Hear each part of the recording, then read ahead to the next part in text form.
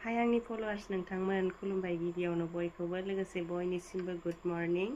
ओमफ्राय दिनै आङो मोनसे फिसा गोदान भिडिअ लानानै फैदों। जायफोरा आंनावहाय खानाय गगानायनि सेम्पु थाव कन्डिशनार बिदिनो क्रिमफोर बायदिसिना बिहरदोंमोन, बेफोरनि सायावनो लाबोदों आरोना आं भिडिअखौ। दासिम जायफोरा आंनो पेमेन्ट खालामनानै दोनहरबाय बिथांमोननि पार्सेलखौ पेकिं खालामगासिनो। ओमफ्राय मोननैसो खालामखांबाय, मोननैसो दंबावो आरो। ओमफ्राय सोरनि सोरनिखौ खालामखांखो बेखौ एसे फरायथिनानै होनि आङो नाम आरो जायगाखौ।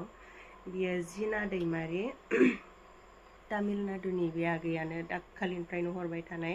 नाथायबा बिनि बुस्थुफोरखौ मोनाखैमोन नालाय आगैया बगास्राबनिबो मुलि बिहरदों। ओमफ्राय बेखौनो मोननै एसे टान जादोंमोन, ओमफ्राय दा मोनबाय नालाय ओमफ्राय बिनिखौ पार्सेलखौ दायो पेकिं खालामनो हाबाय आरोना। ओमफ्राय नै बेयो जाहैबाय मनिसा दैमारि, बियो गहपुरनि, बिनियाबो पेकिं जाबाय। ओमफ्राय बियो अशक कुमार, बियो हारियानानि आरो। ओमफ्रायो बियो रुपान्जलि बसुमतारी, माबानि नलबारिनि, बियो पनसलि ब्रह्म क'क्राझारनि।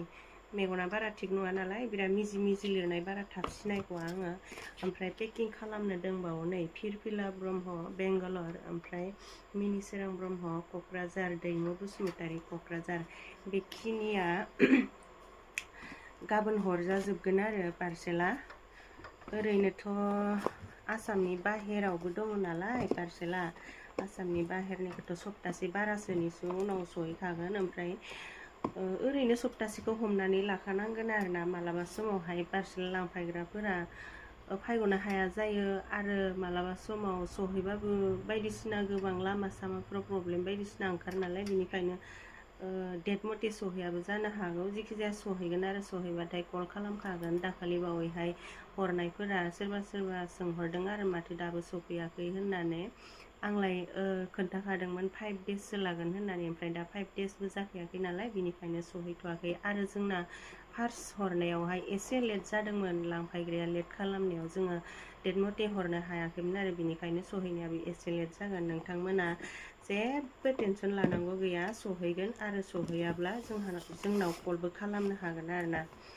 ओमफ्रायो सोरनोबाफोर नांगौबा नोंथांमोना बेबायदिनो अर्डार खालामहरनो हागोन। दिनैनि भिडिअ'आ बेखिनियानोसै।